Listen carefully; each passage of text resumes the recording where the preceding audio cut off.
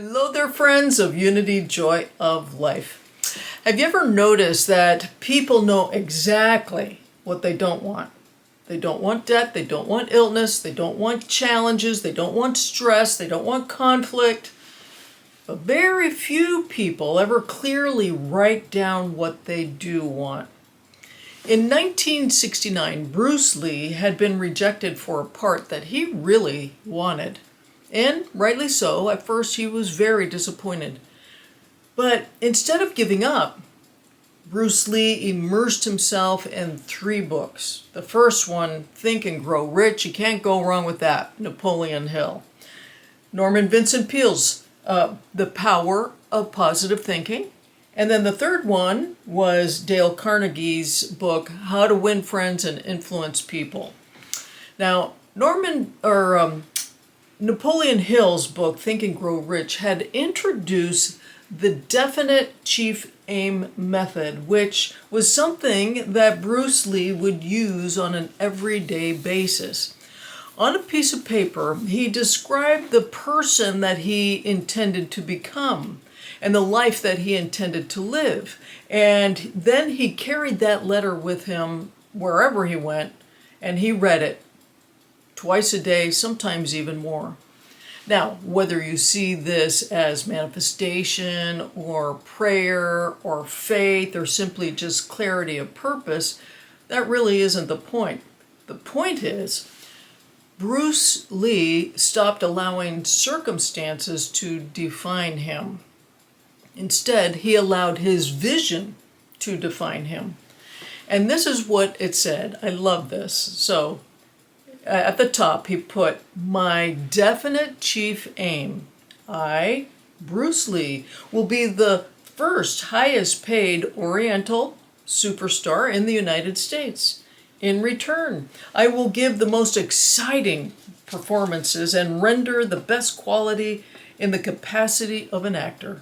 Starting in 1970, I will achieve world fame, and from then onward, until the end of 1980, I will have in my possession $10 million. I will live the way I please and achieve inner harmony and happiness. Bruce Lee, January 1969. And on the bottom it had, in parentheses, secret. It was for his eyes only. But I wonder what would happen if each of us did the same. Most people wake up every morning and they think about all the things that they have to do for the day. Or maybe they're rehearsing yesterday, the same worries, the same stories, the same limitations, or they are fearing maybe something in the future. But what if you spent 5 minutes each day just rehearsing your highest future, your highest joy? Not the future your fear predicts, the future your soul desires. What kind of person are you becoming? How do you treat people? What do you give in order to be of service in the highest way? How do you spend your days? What qualities do you embody? And what gifts are you sharing? How do you show up in the world? The Bible says, write the vision and make it plain upon tables. Nowadays we have paper or maybe an iPad. Write the vision. Perhaps there is something powerful that happens when we take what is hidden in the heart and just place it onto a piece of paper.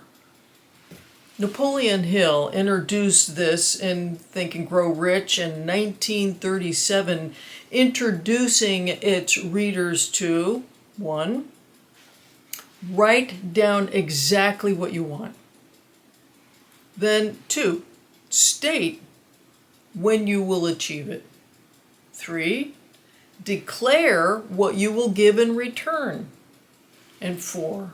Read it out loud twice daily until it becomes a part of your subconscious. Well, as far as Bruce Lee, it was tragic in a way. He died at the age of 33 from an allergic reaction to medication.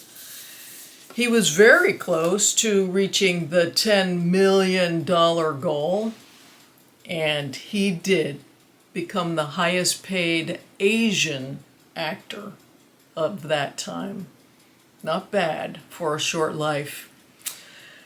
Well, until next time, remember your future is not something you discover. It is something you consciously grow into and define for yourself. Meanwhile, I'm keeping the faith for you. God bless you.